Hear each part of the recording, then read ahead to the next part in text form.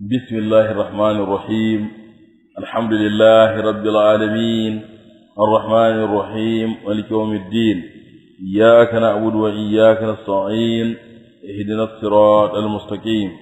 صراط الذين أنعمت عليهم غير المغضوب عليهم ولا الضالين. اللهم صل على سيدنا محمد الفاتح لما أغلق والخاتم لما سبق ناصر الحق بالحق والهادي إلى صراطك المستقيم وعلى آله حق قدره ومقداره العظيم. سبحان ربك رب العزة عما يصفون وسلام على المرسلين والحمد لله رب العالمين. السلام عليكم ورحمة الله تعالى وبركاته. in ba amanta ba muna dai kan wannan hadisi na Abi Ruqayya, wato hadisin da yake magana akan nasiha, wanda manzo Allah sallallahu alaihi wasallam yake cewa addinu an-nasiha. Sahabbai suka ce liman, yace lillahi wa likitabihi wa lirasulihi wa li'ayyimatil muslimina wa ammatihim. To a karatunmu na shekaran jiya da na jiya duka muna magana ne akan wannan hadisi, saboda haka yanzu ma za mu ci gaba daga inda muka tsaya. An-nasihatu li'ammatil muslimin, nasiha ga sauran muminai, amma wa muminai ma'ana waɗanda suke sauran jama'a ba shugabanni ba. To gashi hadisin manzo Allah sallallahu alaihi wasallam ya ce addini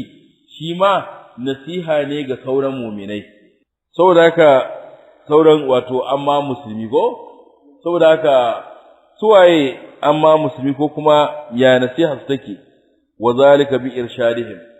wannan shine bi irshadihim da shiryar da su limasalihim ya zuwa abubuwan da yake kintsuwar su fi amri akhiratihim, cikin lamarin lahira so duniyahum da lamarin duniyar su. Wa mimma yusuf, yana daga abu da yake bata rai annal muslimina, cewa musulmi kad tahawanu, sun wulakantar fil qiyam cikin tsayawa bi haqqi nushi ba'dihim ba'dan, da haƙƙin juna yayi juna nasiha. Yanzu babu wannan, wa khassatan fima yuqaddimunahu li akhiratihim, musamman ma akan abin da ya shafi lahirarsu. Sannan wa qassaru, sun takaita matuƙa, jillu ihtimamihim, mafi yawan himmantuwarsu ala masalihid dunya, a bisa kintsuwar duniya ne, wa zakharifiha, da kawace-kawacenta.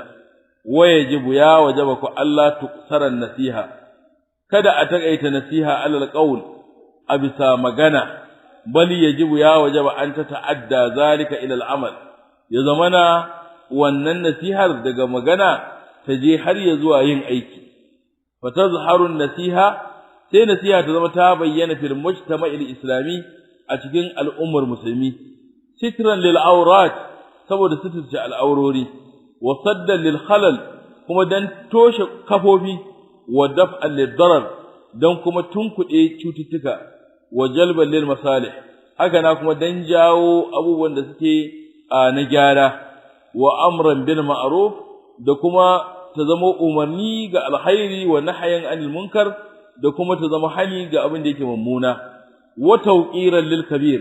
ta zama kuma akwai jin nauyi ga babba, wa rahmatan bis sagir, sannan kuma ta zama tausayi ne ga karami, wa tarkan lil gish,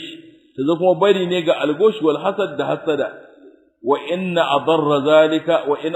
zalika bi dunyan nas, koda wannan yin zai cutar bi dunyan nas, da duniyar mai nasihar, au bi malihi, ko da dukiyarsa, koda dukiyarka za ta cuci in kai, to kayin, idan kai hakan Allah zai gyara maka. A'zamu anwa'in nasiha, mafi girman nau'ikan nasiha, wa min a'zami anwa'in nusah bainal muslimin, yana daga mafi girman nau'o'in nasihohi tsakanin musulmi, an yansaha, yayi nasiha liman istasharahu fi amri, cikin ga mutumin da yazo ya nemi shawara ka cikin lamari. Mutumin da yazo ya nemi shawara ka yace wani shawara nazo da ita, aure zan yi, saboda haka amma ni a gani na akwai wance, ya kake gani? Ko kuma ina so zan fara kasuwa, ina ganin zan yi sana'ar kaza ne, ya kake gani? Ko kuma ina so in nemi wani dan in sa shi akan kayana, saboda haka ya kake gani, ya kake ganin halinsa? Saboda haka in dai ya nemi shawara, mutumin da ya nemi shawara qala annabi sallallahu alaihi wasallam manzo Allah sallallahu alaihi wasallam yace idan tansaha ahadukum akahu falyansah lahu idan ɗayanku ya nemi nasihar dan uwansa falyansah lahu to yayi masa nasiha wa min a'zami anwa'ihi yana daga mafi girman nau'o'in nasiha an yansaha akahu fi ghaibatihi yayi wa dan uwansa nasiha a halin da baya nan wazalika wannan bi nusratihi ta yanda zai taimaka masa waddifa'i anhu da ije masa in an zo ana maganar wani za a zage shi ko za a yi wata magana ya ce a'a ina ganin ba ku fahimce shi bane shi fa ga yadda yake ga yadda yake ga yadda yake saboda haka wannan yana daga nasiha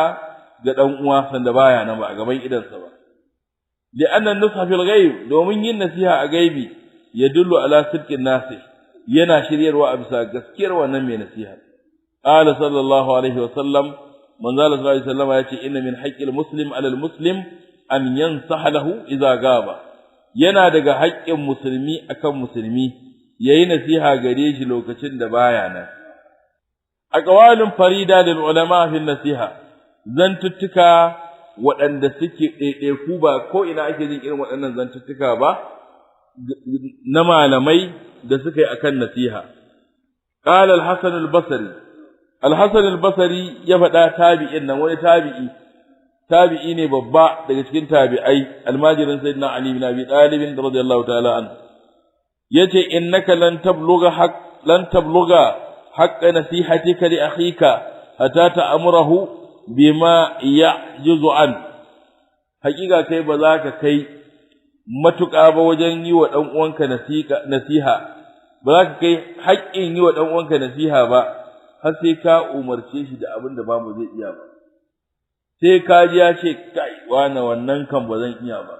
to ka kai matuƙa wajen yi man nasiha na duk ƙananan ka ga masa yayi sai ka zo ka ɓaro mar har ya buɗi baki ya ce kai amma wannan kan yi min nauyi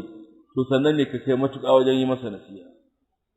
wa qala yace qala ba'ru ashabin nabi sallallahu alaihi wasallam ba'rin sahabban annabi sallallahu alaihi wasallam yace wallazi nafsi bi yadihi in shi'tum la aqsimanna lakum billah yace wallahi na rantsi da wannan numfashi na kai ga ikon sa in kun so la uqsimanna lakum billah wallahi zan rantsi muku da Allah inna ahabba ibadillahi ila Allah allazina yuhabbibuna Allah ila ibadi wa yuhabbibuna ibadallahi ila Allah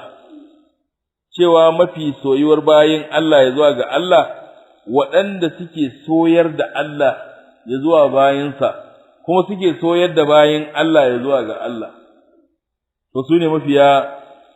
soyayyar bayin Allah ya zuwa ga Allah wa yas'auna fil ardi bin nasiha suke kuma tafiya cikin ƙasa da nasiha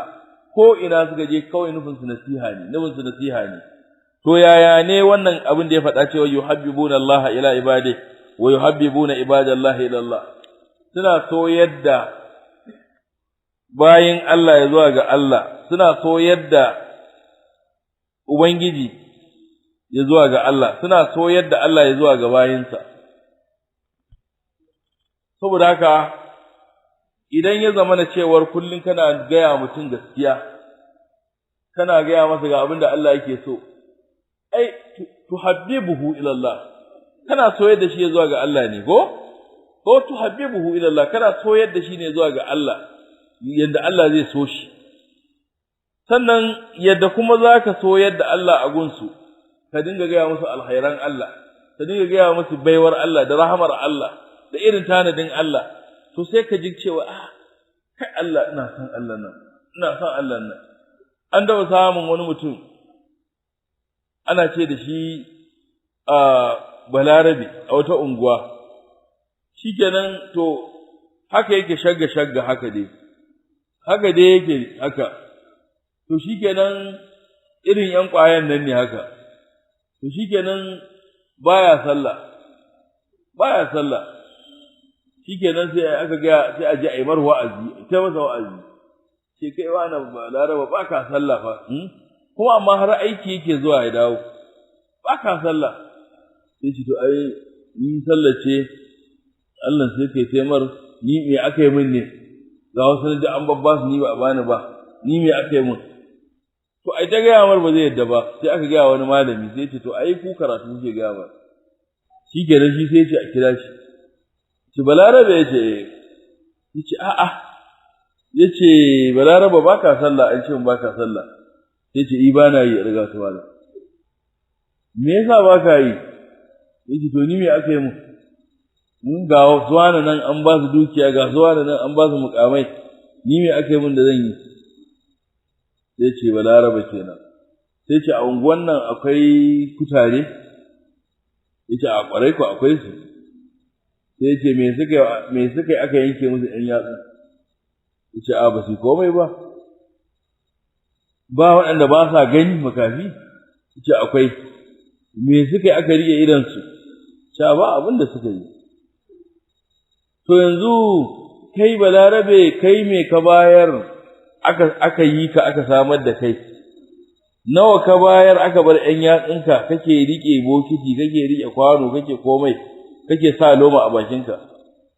yace kaga kuma haka ne fa wallahi to wallahi ba ga ba abin da na bayar fa amma ni kaga ina da su yace to wanda yayi ma wannan fushi yace kai sallah sai yace to ai ko ya kamata a yi masa sallar nan ai ya kamata ku ai masa sallar nan shikenan shi taran kuma sai ya samu shiriya to ka soyar da Allah ya zuwa bayansa ka gaya musu Allah saboda haka su san Allah ka gaya musu alherin ubangiji ka gaya musu rahamarsa ka gaya mar baiwar da yawa mutum bai saya ba an mar baiwa kaza iskan nan kawai ta ishi dan adam da yau a ce iska sai da ita ake yi ba duk masu kuɗi sayewa za su hannun jarin su za su dusu sai ya zama da in kana so sai dai yau a kawo muku yau gobe ba za a kawo ba kamar nefan nan ko yauwa saboda haka sai dai yau ya zama da wuta gobe babu ya zama gobe yau da iska gobe babu ka je da kuɗin ka ma ba za ka samu ba to amma Allah sai duk manyan abubuwan sai Allah ya zama da su arhani iska in ba ita ba za a rayu ba to arha ce iskar ga ta nan ko ruwa in ba shi ba za a rayu ba ruwan arha ne gashi nan ko saboda haka wuta in ba ita ba za a rayu ba wutar ga ta nan arha ce ba ta lantarki ba wutar dafa abinci ga ta nan arha ce gida guda rumbun wuta masu talla a shana ce rumbun wuta a naira 5 ko rumbun wuta 5 saboda haka gashi nan duk abin da dan adam zai nema in kana jin dari zaka ji wuta duk abin da dan adam zai nema me wuyar sai Allah ya sauke shi mai da shi tir arha saboda haka in ka sa kanka ne neman wani na iya yi kamar suwan mota shine zaka sha wahala ba a ce ka je ka jewa ba a baka yar buta ɗaya naira 100 ko wannan kuma air condition ne ka saya da tsada ka dinga zuba gas wannan duk kake neman wannan mai sanyi ko kuma wuta sai ka sa gas saboda haka ai ma abinci wannan duk kai ka nema ga abu mai sauki ba ka je an sa ma gas ba itace ne gashi nan da kara zaka zo ka zuba ga gawayi ga dabaru na ma iri iri wanda za ka kawo rusho a ice guda ɗaya a dafa ma abinci yawa to saboda haka Allah duk ya sauke irin waɗannan abubuwan to saboda haka ya kamata ka gode wa Allah ka dage ka bauta masa ka dage ka ga ba wanda ya fi ka tsayawa akan bauta masa da yadda da shi da imani da shi wa qala abubakar al-muzani yace ma faqa abubakar radiyallahu anhu ashaba muhammadin sallallahu alaihi wasallam bi sawmin wala salatin walakin bi shay'in kana fi qalbi abubakar al-muzani yace abubakar bai tsere wa sahabban manzon Allah sallallahu alaihi wasallama da azumi ko da sallah a walakin bi shay'in kana fi qalbi da wani abu ne wanda yake cikin zuciyarsa sallar da yake yi ita ma suna yi azumin da yake yi su ma suna yi ko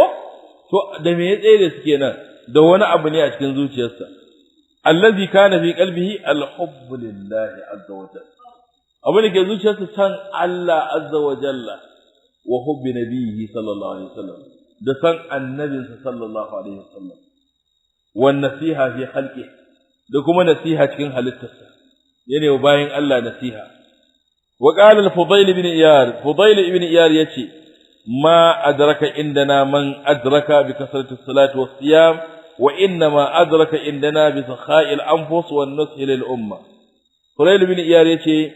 ba wanda ya riska a wajenmu wanda ya riski yawan sallah da azumi shine wanda ya idraki ba wanda ya idraki ya riski abin da ake nema a wajen mu shine bisa kha'il anfus da kyautar da rai ma'ana kyautar da rai duk wani abu da ranka yake so ka bada shi zo baka damu da shi ba yawan kyauta wani abu duk bai rufe ba ido ba naka sannan wan nushi lil umma da yi wa al'umma nasiha ai ubangiji ma yace wal asr innal insana lafi khusr ubangiji ya rantse da al'asr ko ya rantse da zamani yace mutun yana cikin hasara sai ce illal ladzina amanu wa amilus salihati sai dai waɗanda suka yi imani suka aikata aiki na kirki sun yi imani sun yi aiki na kirki kamar su sallah su azumi su zakka sannan watawasau bil haqq suka yi wa juna wasiya da gaskiya kaga kai imanin kai aiki na kirki kai sallah kai imani amma ba a same ka a wajen yi wa ƴan uwa wasiya ba to an yi me an wuce ka kenan tunda shi ma wannan yayi sallar yayi imani yayi sallah ko saboda haka amma ya dora akan ka yana da wani abu da yake watawasau bil haqq watawasau bis sabr yayi wasiya da gaskiya yayi wasiya da hakuri to saboda haka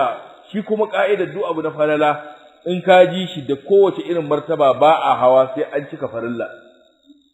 saboda haka nan waɗanda za su ce sallan ma ba sai sun yi ba an ɗauke musu ko kuma sallah wata aba ce da in baka kai wani mukami ba za ka yi ta to sun faɗi a nan yawa saboda duk wani abu da za su riska duk wani matsayi da za a kai to sai ya zama na ginshikin sa sallan ne sai ka cika farillai kenan tunda a wani hadisi qudsi Allah subhanahu wataala yana cewa bawa na bai kusata gare ni ba da abin da yafi abin da na farlanta masa da kamar abin da na farlanta gare shi duk wani abu da za a samu na fa'ida to bayan ka cika farilla ne sai kuma Allah ya yi ma gyara sai Allah kuma ya yi maka farala abin da gida farala abin da baka cancanta ka samu ba a baka shine farala saboda ka sai Allah ya ma fadala saboda mai kabu umarni abin da yake kai to sai yace to tunda kai kuma to ga wannan aljanna ma ai an yi ta alƙawarin za a ba mu ita ko an yi ta alƙawari Allah ya yi alƙawari cikin Qur'ani wanda suka yi kaza ulaika lahumul janna wadannan suna da aljanna za a ba su aljanna ya zama ta mana aljanna yanda take to shikenan kai aiki kana ta yi saboda ka samu lada ka samu aljanna sai ka samu aljannar kaga ai ka bi umarni ne ko kuma Allah ya saka ma abin da yace zai baka ya baka to sai yace kuma zai ma ƙarin da yafi aljannar shine lil ladzina ahsanul husna wa ziyada al husna kikkiawa ita ce aljanna ta tabbata ga waɗanda suka kyautata a wa ziyada da ƙari akan wannan husna din shine malamai suka ce shine ganin ubangiji a aljanna wanda dan nan muke bayani akai saboda ganin ubangiji aljanna ganin nasa yafi aljannar dadi yafi duk kayan ni'imar da ke cikin aljanna din gabaki daya to kaga sai da kai abin da aka umarce ka ka samu sakamako sannan sai aka dora ma akai ma gyara kuma da abun ma da yafi abin da ka samu din da farkon saboda haka min adabin nasiha yana daga ladabin nasiha wa inna min adabin nushi fil islam yana daga adabin nasiha a cikin musulunci an yansaha al-muslimu akahu al-muslim musulmi ya dan uwansa musulmi nasiha wa ya'izahu ya masa wa'azi sirran amma a koyi kada cikin mutane ka same shi kai man nasiha wa na gaskiya abin da kake yi din nan wallahi baka kyauta ba ai gaskiya ne wai kai mai fadan gaza ka juyo gun wani ka ce ai gaskiya ne zamu ki tsoron ga masa ne to wannan ba nasiha kake yi ba li'anna man satara domin wanda ya sitirce wani satarahu Allah zai sitirce shi ko da wani abu mummuna ka gani wani yayi to ba fitowa zaka kace wani fa kaza yayi amma za mu same shi mai marfada a'a kai da ka gani din sai ka kira shi to wani kaga dai naga abin da kake yi to ka wallahi ka bari ba kyau kaza kai man nasiha dai cewa zai ma nagode ko amma ka zo a gaban mutane kana yanzu abin da kai din nan ka kyauta me nayi zan faɗi ba ƙarya kake yi kenan duzan sai ya zama shiriri ta kenan in ya iya magana ma sai a dawo kuma abin ya zai miya juye ko kai ne ma saboda haka wa qala ba'dhum ba'din sai yace man wa'aza akhahu ya bainahu wa bainahu fa hiya nasiha duk wanda ya wa dan uwansa wa'azi tsakaninsa shi da shi ya kira shi ya mar wa'azi to wannan ita ce nasiha kaga ubangiji cikin Qur'ani baya kama suna duk abin da zai faɗa wala takunu kallati na qadar gazala kada ku zama irin wacce tai kaza ko kuma an zo ana faɗa innal ladzina ajramu wanda suka kafirce ko kuma waɗanda suka kaza duk ubangiji sai ya faɗa hai hatta sharrin da aka yi sai da tuna Aisha radiyallahu ta'ala anha innal ladzina ja'u bil ifki sai aka ce usbatun minkum waɗanda suka zo da mummunan sharrin nan da aka yi wa iyalin manzo Allah sallallahu alaihi wasallama to waɗanda suka zo da wannan mummunan sharrin sai ce usbatun minkum wasu jama'a ne daga cikin ku amma a ce wani an san su ai ko amma wani ya ce wani da wani da wani bane sai ce a'a sai ce usbatun minkum wasu jama'a ce daga cikin ku duk irin wa'azin Qur'ani amma baya kama suna in ga ya kama suna to sai kafiri wanda ya fandare wanda daman ba musulmi bane shi wannan dama ana faɗan sa ne a banka dashi dan kada a koyi halinsa to sai a faɗa wasu ma ba a faɗi sunan su ba amma wasu an faɗi sunan su irin su Fir'aun sahama da an faɗi sunayen su sannan wa man wa'azahu ala ru'usin nas wanda ya masa wa'azi a gaban mutane fa inna ma wabahu cewa kawai ya ursar da shi ne ya wulakantar da shi wa qala al-Fudayl ibn al-Iyad Fudayl ibn al-Iyad yace ana mu'min yasturu shi mu'mini satir cewa yake yi wayan sahu nasiha yake yi wal hajiri kuwa ya hataku yana keta alfarman mutun ne wayu'iru yana aibinta mutun ne saboda haka wannan shine abin da yake dangane da wannan hadisi da kuma wannan nasiha mai albarka saboda haka idan nasiha akwai an-nasiha akwai al-fadhiha an-nasiha wace kai a boye kaga mutum gaskiya a boye al-fadhiha wace kai a gaban mutane ka bayyana da ita gaban mutane to karshen da mutumin ba zai dau wannan nasiha taka ba suna fatan Allah ya shiryar da mu abin da muka karanta daidai Allah ya ba mu ladansa abin da muka kuskure Allah ya yafe mana Allah ya kiyaye mana imanin mu Allah ya ba mu lafiya da zama lafiya Allah ya suturta mu Allah ya mana sutura da'ima a lokacin Annabi sallallahu alaihi wasallama Allah ya ba mu lafiya da zama lafiya a lokacin Annabi sallallahu alaihi wasallama Allah ya sauƙaƙa mana kowane abin da yake asiri abin da ya dame mu Allah ya sauƙaƙa mana shi a lokacin manzo Allah sallallahu alaihi wasallama Allah ya karba azumin mu ya karba ayyukan mu ya ji kan walidan mu da walidan mu Allah ya saka musu alkhairi Fatiha da salatul Fatih الرحمن الرحيم مالك يوم الدين إياك نعبد وإياك نستعين اهدنا الصراط المستقيم صراط الذين أنعمت عليهم غير المغضوب عليهم ولا الضالين اللهم صل على سيدنا محمد الفاتح لما أغلق والخاتم لما سبق ناصر الحق بالحق والهادي إلى صراطك المستقيم وعلى آله حق قدره ومقداره العظيم سبحان ربك رب العزة عما يصفون وسلام على المرسلين